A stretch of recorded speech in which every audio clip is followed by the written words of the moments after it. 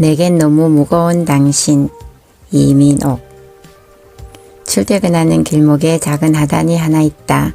두산 아파트와 봉천역 사이의 5층짜리 빌라 앞에 있는 하단인데 한가운데 감나무 한 그루가 서 있다. 감나무 아래에는 가지나 고추, 부추, 들깨, 호박들이 심어지기도 하고 상추며 쑥갓, 채송화까지 그때그때 시기에 따라 종류가 다른 부성기와 꽃들이 자란다. 심은 것들이 많다 보니 하단에서 밀려난 일부는 깨어진 항아리나 스티로폼 박스에 흙을 안고 새살림을 따기도 한다.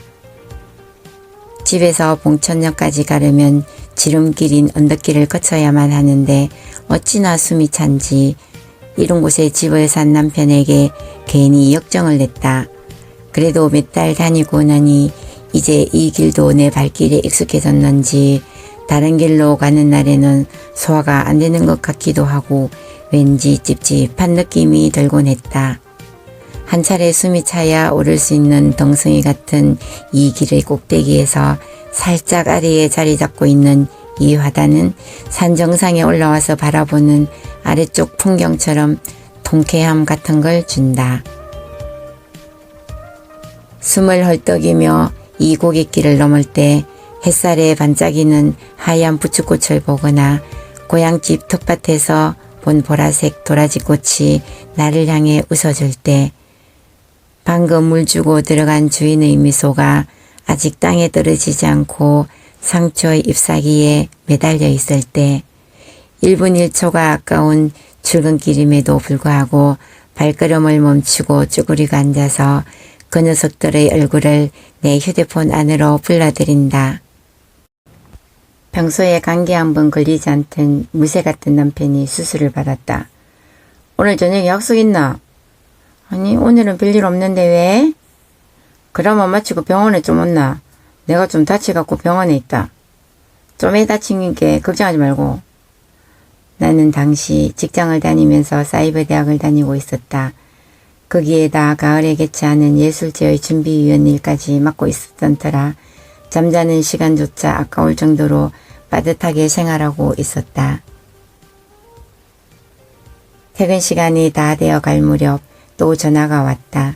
자기는 수술하러 들어가니 병원에 도착하면 그 병원에 근무하고 있는 사촌 동생한테 맡겨놓은 짐을 챙기라고 했다.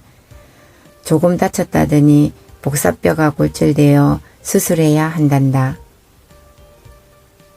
그 정도로 심각한 상황이라면 미리 말을 하지.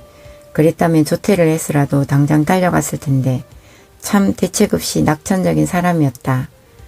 마늘 없는 호라비처럼 수술실에 혼자 들어갔을 남편 생각에 자꾸 눈물이 나왔다.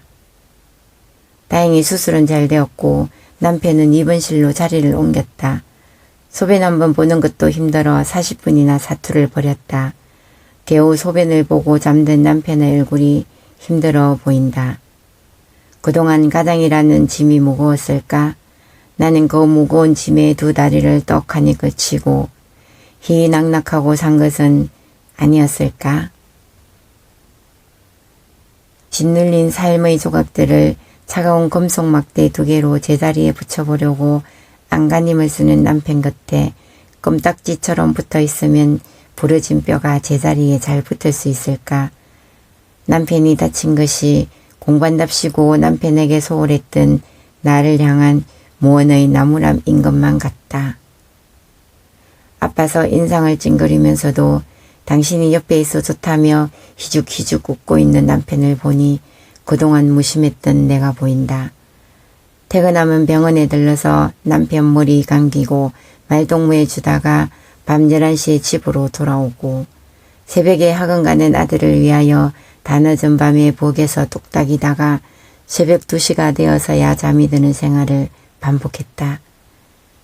아침 출근길에는 널 부숴서 눈이 감겼다. 언덕길을 올라 숭구르기를 하는데 내 눈에 포착된 장면 하나, 누런 호박 한 덩이가 떡하니 감나무 가지에 걸터 앉아 있는 것이 아닌가. 요 며칠 병원으로 사무실로 내달리느라 옆으로 시선 돌릴 틈이 없었는데 언제 호박이 감나무에 올라가서 저렇게 자리를 잡았을까. 크다란 호박을 안고 숨을 헐떡이는 감나무 가지가 아슬아슬하다. 호박줄기가 사랑을 속삭이며 나뭇가지를 감고 올라갈 때 나무는 행복했을까? 나뭇가지를 타고 올라가 이 가지 저 가지로 완성해가며 파란 하늘이 보이는 가지에 호박이 자리를 잡고 앉았을 때 나무는 그 감미로운 포옹을 영원히 간직하고 싶어 호박을 덥석 안아버렸는지도 모른다. 점점 차오르는 호박의 무게를 견디는 것이 얼마나 힘들었을까? 행여 호박이 불편하지는 않을까 노심초사하며 견디어준 나뭇가지가 대견해 보였다. 감나무에 가까이 다가가 자세히 살펴보니 호박의 엉덩이 부분에 감나무의 가지 한쪽이 박혀 있었다. 나뭇가지가 마치 선배처럼 호박 안으로 들어가 있었던 것이다.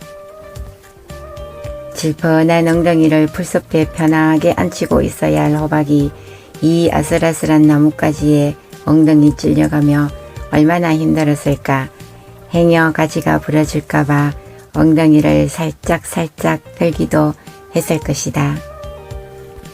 그들은 이렇게 아파하면서도 서로에게 안긴 채로 사랑을 하고 있었던 것이다. 감나무 가지가 호박의 무게를 이기지 못해 호박을 아래로 밀어냈더라면 호박은 깨어져 아무것도 아닌 존재가 되었을 테고 호박이 감나무 가지를 향해 여린 살을 내어주지 않았더라면 감나무 가지는 진작에 부러졌을 것이다. 혹시 감나무 가지도 남편의 다리처럼 눈에 보이지 않는 금속 막대기 두억에 걸치고 호박과의 사랑을 지켜내고 있지는 않을까? 문득 그런 생각이 들었다.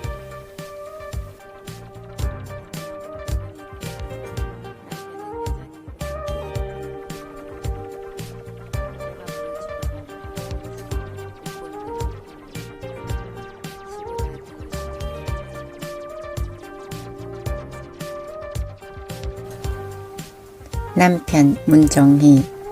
아버지도 아니고 오빠도 아닌 아버지와 오빠 사이에 촌수쯤 되는 남자. 내게 잠 못 이루는 연애가 생기면 제일 먼저 누나고 물어보고 싶다가도 아차 다 되어도 이것만은 안 되지 하고 돌아 누워버리는 세상에서 제일 가깝고 제일 먼 남자. 이 무슨 원수인가 싶을 때도 있지만 지구를 다 돌아다녀도 내가 낳은 새끼를 제일로 사랑하는 남자는 이 남자일 것 같아 다시금 오늘도 저녁을 짓는다. 그러고 보니 밥을 나와 함께 가장 많이 먹은 남자, 전쟁을 가장 많이 가르쳐준 남자.